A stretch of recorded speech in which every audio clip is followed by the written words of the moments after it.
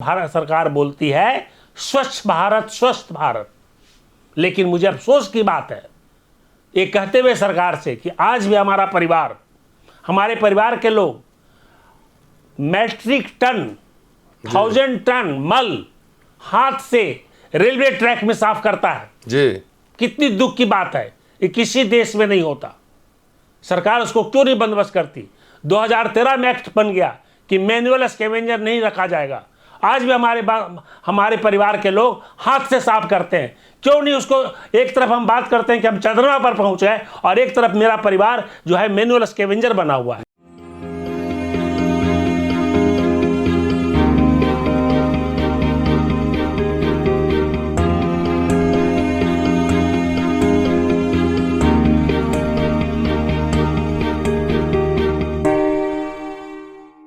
दोस्तों, रतनलाल बोल रहा हूं और आप देख रहे हैं अंबेडकरनामा।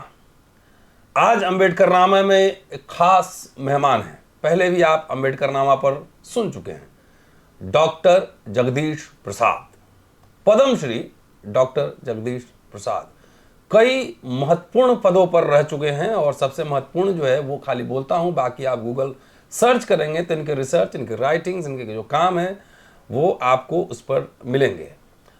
गवर्नमेंट ऑफ इंडिया के का जो हेल्थ डिपार्टमेंट है उसके डायरेक्टर जनरल रह चुके हैं डॉक्टर जगदीश प्रसाद और पद्मश्री से नवाजे जा चुके हैं। आजकल जब अपने सेवा निवृत्ति के बाद, रिटायरमेंट के बाद सामाजिक और राजनीतिक रूप से काफ़ी सक्रिय हैं और हाल ही में पटना में ये थे और एक बड़ी रैली का आयोजन उन्होंने मिलर स्कूल के ग्राउंड में किया है। मिलर स्कूल बहुत ऐतिहासिक ग्राउंड है वहाँ का, वहाँ किया है। क्या चल रहा है, डॉक्टर प्रसाद आजकल क्या कर रहे हैं पोस्ट रिटायरमेंट फेज में, ये सब इस वीडियो में जानेंगे। क्या है दलित समाज की चुनौतियां और क्या है उसका विकल्प। एक आप लगातार अंबेडकरनामा पर सोशल साइंटिस्ट, पत्रकार, एडवोकेट्स को सुनते रहते हैं, लेकिन एक डॉक्टर वो क्या समझ रहे हैं समाज के बारे में, राजनीति के बारे में, शत्रु नंबर 1 कौन है, शत्रु नंबर 2 कौन है, दलित समाज कैसे उसके हित, उसके संवैधानिक हकूक सुरक्षित रहेंगे, इन सब बातों को एक डॉक्टर के नज़रिए से जानना बेहद जरूरी है। डॉक्टर प्रसाद, स्वागत है आपका अंबेडकरनामा में। धन्यवाद प्रोफेसर रतनलाल जी, बुलाने के लिए आपके स्टूडियो में। आज आपके स्टूडियो के माध्यम से मैं बताना चाहता हूँ, इन्होंने जो सवाल किया और जो कि हर आदमी हमसे सवाल कर रहा है कि आप यूपी क्यों गए, बिहार क्यों गए, तो ये पहली बात तो यह है कि आज जो हमारा 75 साल में एक तरफ तो सरकार मना रही है महाउत्सव, आज़ादी का अमृत उत्सव, लेकिन आज भी हमारा जो अपना समाज है, अपना परिवार है, शेड्यूल कास्ट का, अनुसूचित जाति का जो परिवार है वो उतना ही पिछड़ा हुआ है जितना पहले था। तो हमने सोचा, मैं वास्तव में बताऊं कहानी, अपनी कहानी ये हुआ कि हम मॉर्निंग वॉक कर रहे थे तो एक आदमी मिल गया जिसका उसका बाप का चेहरा उससे मिलता जुलता था। मैंने कहा तुम शिवाला का बेटे हो क्या? काम कर रहा था हमारे कॉलोनी में। कहा हाँ। मैंने कहा कि तुम तो 8th क्लास में पढ़ते थे। तो कहाँ सर पढ़ते थे लेकिन फेल कर गए। तो भी फेल कर गए तो तुम्हारा पिताजी भी मजदूर थे 25 साल पहले, आज भी मजदूर हैं। तो दिमाग बड़ा बेचैन हो गया मेरा। हम काम कर रहे थे उसमें नेशनल इंस्टीट्यूट ऑफ इम्यूनोलॉजी में, रिटायर होने के बाद जी। तो हमें लगा कि मैं नेशनल इंस्टीट्यूट ऑफ इम्यूनोलॉजी में मेरा अब काम करने का समय खत्म हो गया। हमें अपने परिवार के बीच में जाना चाहिए। जिस मजदूर के परिवार से हमने जन्म लिया है जी, उनके बीच जाना चाहिए। तो बिहार में जाने का कारण मेरा ये हुआ कि बिहार में मैंने सारे स्कूलों को देखना शुरू किया और पाया कि स्कूल में जहाँ पर 17 टीचर होना चाहिए वहाँ पर 5 या 6 टीचर हैं। और ख़ास करके मैं अनुसूचित जाति और अनुसूचित जनजाति का अंबेडकर आवासीय विद्यालय में गया। तो जमुई से मैंने शुरू किया, जमुई में गया, जमुई का 2 स्कूल में गया, फिर गया, फिर जहानाबाद, फिर वैशाली, फिर हरनौत, आरा। तो इन स्कूलों में गया। सभी स्कूलों में मैंने पाया कि टीचर जो है 6 या 7 से ज़्यादा टीचर नहीं है और क्लास बच्चे पढ़ते हैं क्लास 1 से लेकर 12 तक। हरनौत में तो खैर स्कूल ही नहीं है और क्लास 1 से बच्चे घर में रहते हैं। तो बिहार सरकार ने शिक्षा की व्यवस्था को इतना खत्म कर दिया है। और सरकारी स्कूल में गए तो सरकारी स्कूल में मैंने फिजिक्स का एक सवाल किया, जो फिजिक्स पढ़ाता था उसको ये भी नहीं मालूम कि न्यूटन्स लॉ क्या होता है। और वो बच्चों को फिजिक्स पढ़ा रहा था।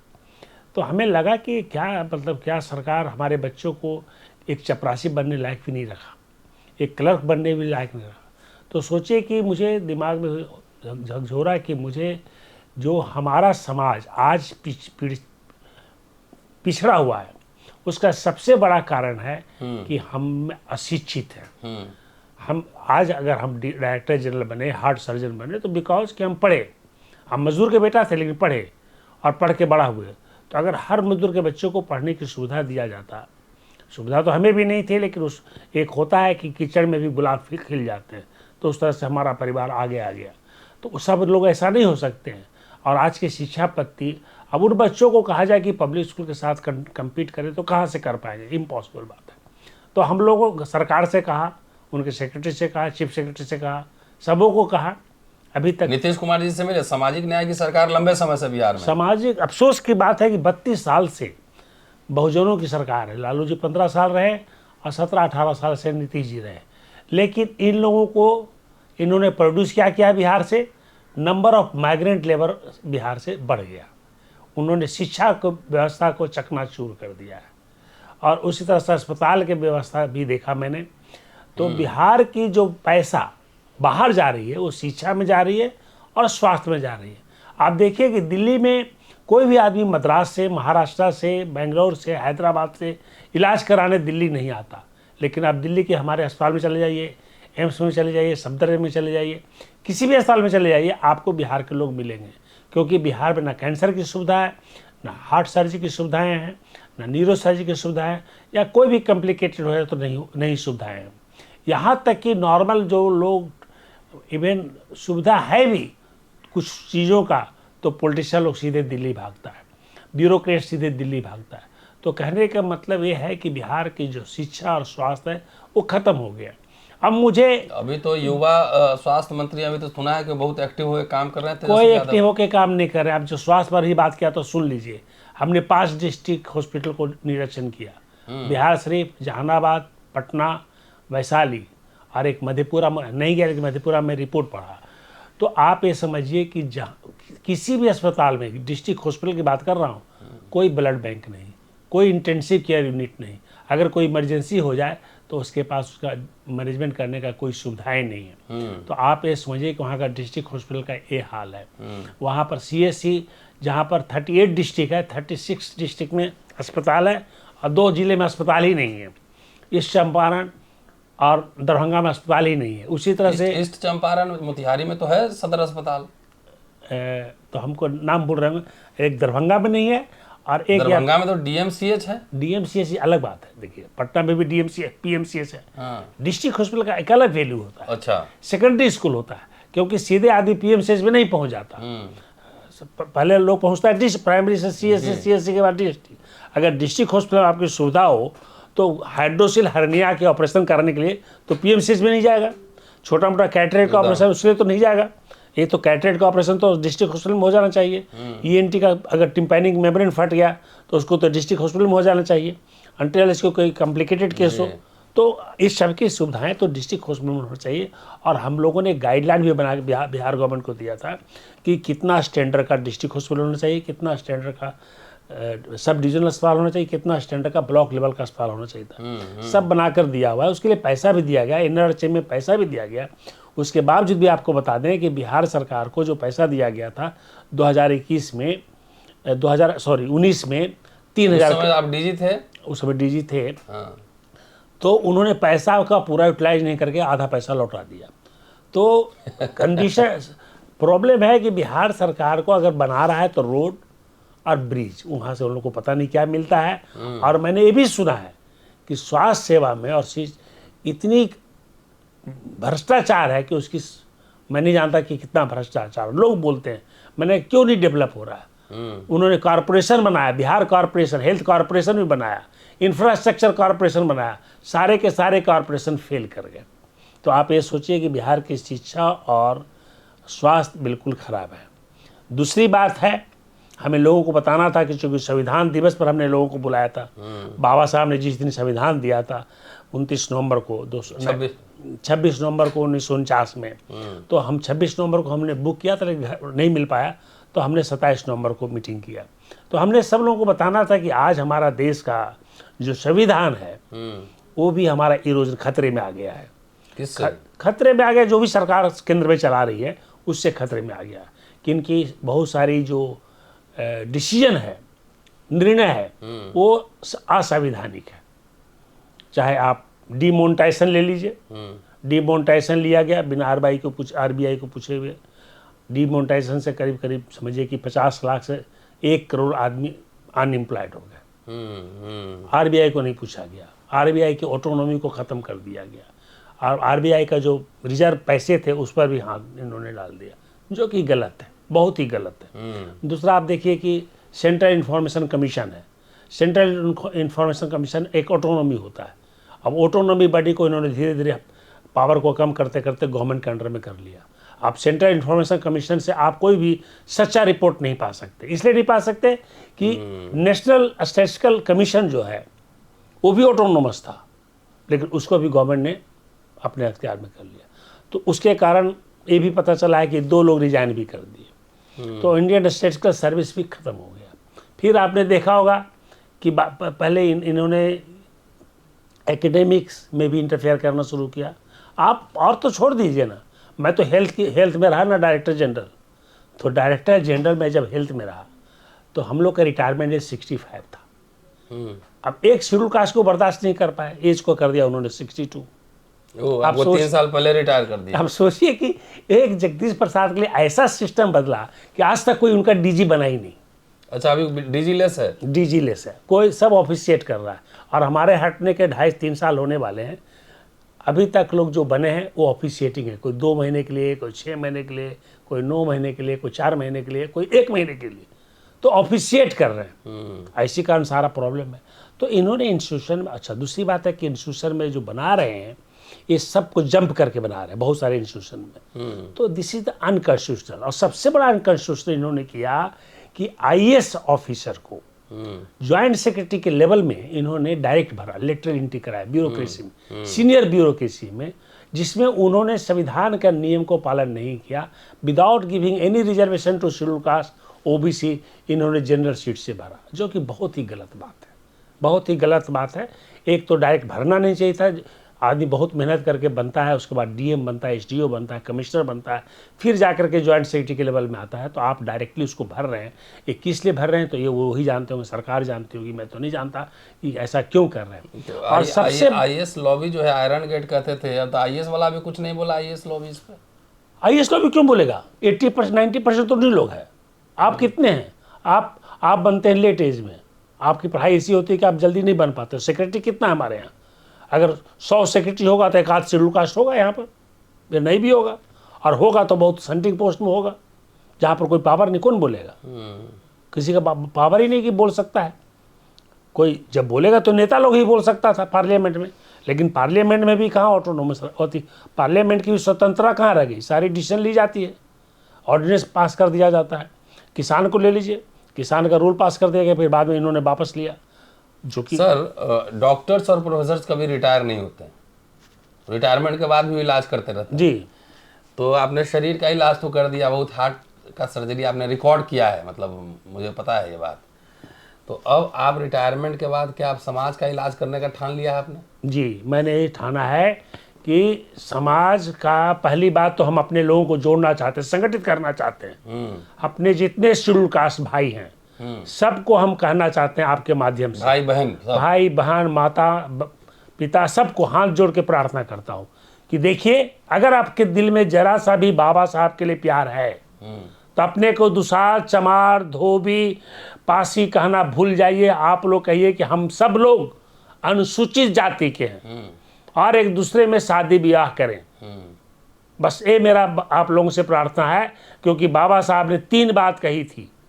शिक्षित हो जाओ, और उसी शिक्षा अभियान को हम चला रहे हैं। शिक्षित होंगे तभी हम लोग बड़े अच्छे बन पाएंगे, और संगठित हो जाएंगे तब हम लोग में संघर्ष करने की ताकत आ जाएगी। अगर संगठित नहीं होंगे, खाली शिक्षित रहेंगे तो हम संघर्ष नहीं कर पाएंगे। आज हमारे समाज को उद्धार करने के लिए संगठित होकर के संघर्ष करने की जरूरत है, क्योंकि जो जिस तरह की नीतियां चल रही है केंद्र सरकार में, हम लोग कहाँ रहेंगे, हमारे आने वाली पीढ़ी कहाँ रहेगी, ये कहना बहुत ही मुश्किल है। तो इन्हीं कारणों से हमने वो मीटिंग बुलाया था, लोगों को बताने के लिए कि भाई देखो, देश की संपत्ति को बेचा जा रहा है। मुद्दे क्या क्या थे ये आपने कहा होगा ना। हाँ, कि देश की संपत्ति को बेचा जा रहा है। अब बताइए, बीपीसीएल को बेचने का क्या मतलब है? मुनाफेदार है। कंटेनर कॉरपोरेशन को बेचने के लिए सोचा जा रहा है, एलआईसी को बेचने के लिए सोचा जा रहा है, ऑर्डिनेंस फैक्ट्री को बेचने के लिए सोचा जा रहा है। मैं कहता हूं सरकार से, मैं हाथ जोड़कर सरकार से प्रार्थना करता हूं कि भाई अगर आप अपने पास इसको रखेंगे तो आपको जो आमदनी होगी उस आमदनी को आप वेलफेयर में लगा सकते हैं। लेकिन अगर पूंजीपतियों के हाथ में चला गया तो पूंजीपति क्या कहेगा कि हम दुनिया का सबसे बड़ा पूंजीपति बनना चाहते हैं, उनका ध्यान वेलफेयर में नहीं जाएगा। इसलिए सरकार से मेरा निवेदन है कि अपने इस नीति को बदलें, और आपके पास अच्छे अच्छे आईएएस अफसर हैं, अच्छे आईपीएस हैं, अच्छे अच्छे इंटेलेक्चुअल लोग हैं, उन लोगों को एमडी बनाइए, मैनेजिंग डायरेक्टर बनाइए, पैसा उन लोगों को बढ़ा दीजिए और कहिए कि तुम लोग चलाओ। हमारा बीपीसीएल इतना अच्छा प्रॉफिट दे रहा है तो उसको बेचने की क्या जरूरत आ गई? एलआईसी को बेचने के लिए सोच रहे हैं, बैंकों को आप बेचने के लिए, प्राइवेटाइजेशन करने के लिए सोच रहे हैं। बताइए आप, आज हमारा मजदूर की संख्या बढ़ गई। आप लोगों ने वादा किया था कि हम हर साल 2 करोड़ नौकरी देंगे। आज हमारे देश में बेरोजगारी की संख्या इतनी बढ़ गई है कि लोगों के पास एवरेज, आज ही का paper, news paper Dainik Bhaskar में देख रहा था कि 50% लोग गरीबी रेखा के नीचे हैं और गरीबी अमीरी की खाई बढ़ गई, और 1% के पास 50% संपत्ति है। अब आप सोच लीजिए कि गरीबी अमीरी के बीच खाई कैसे बढ़ गया। इसलिए बाबा साहब कहा करते थे कि सारा चीज को राष्ट्रीयकरण कर दो। सारा सरकार को अभी भी समय है, सरकार के पास ताकत है, सभी को राष्ट्रीयकरण कर दे, और जितने खास करके एग्रीकल्चर को, और गरीबों में एग्रीकल्चर की जमीन को बांट दिया जाए तो हमारी आधी गरीबी दूर हो जाएगी। क्योंकि हमारे आधे मजदूर गांव में जो रहते हैं 70% हमारे दलित और पिछड़े वर्ग के लोग हैं जी। अगर इनको जमीन दे दिया जाए अमीरों से लेकर के तो हमारी आधी गरीबी आज खत्म हो सकती है। ये सरकार की नीति पर डिपेंड करता है, अगर सरकार चाहे तो। ये मुझे कहना है। इसीलिए तो मैं मिला जुला के आप अब राजनीति हस्तक्षेप करेंगे। अब इसको आप जो कहिए रतनलाल जी, जी, हम अपने लोगों को जागृति करने आए हैं जी। इसको आप सामाजिक रूप में कहिए, राजनीतिक रूप में कहिए, मैं नहीं जानता, लेकिन हम अपने बच्चों को, अपने लोगों को, अपने परिवार को ये कहने आया हूं कि आप लोग अपने बच्चों को पढ़ाइए।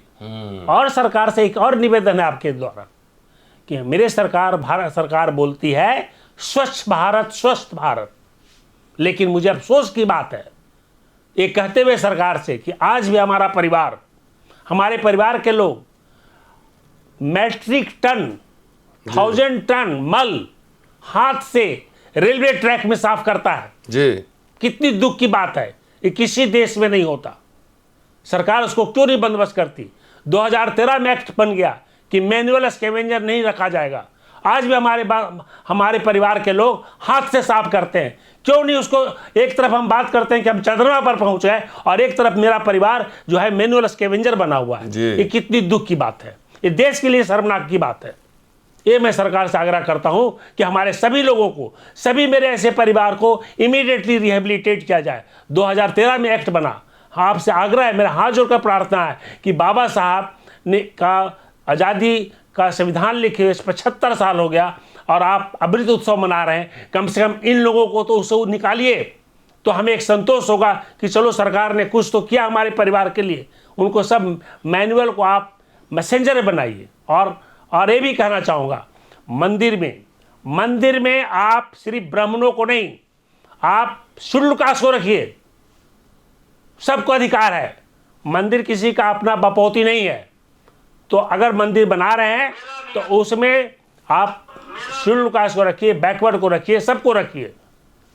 अगर भगवान वास्तव में भगवान अगर है तो उसको शूद्र और ब्राह्मण में कोई भेदभाव नहीं करना चाहिए। यही मैं कहना चाहता हूँ आपके माध्यम से। चलिए, डॉक्टर जगदीश प्रसाद हैं, पद्मश्री डॉक्टर जगदीश प्रसाद, और समाज सुधार समझिए या राजनीति, लेकिन जगदीश बाबू एक्शन में हैं। अभी इन्होंने एक बड़ी रैली की है पटना में, और आने वाले दिनों में जिला वाइज कई कार्यक्रम करने वाले हैं। समाज जागृत हो, इसको राजनीति कही या समाज सुधार, लेकिन ये कारवा तो आगे बढ़ता रहेगा। कुछ प्रोग्राम्स में पटना में शायद मैं भी इनके साथ शामिल होऊंगा। शुक्रिया, keep watching and sharing Ambedkar नामा। फिर मिलता हूं आपसे जल्दी एपिसोड में। शुक्रिया, जय भीम।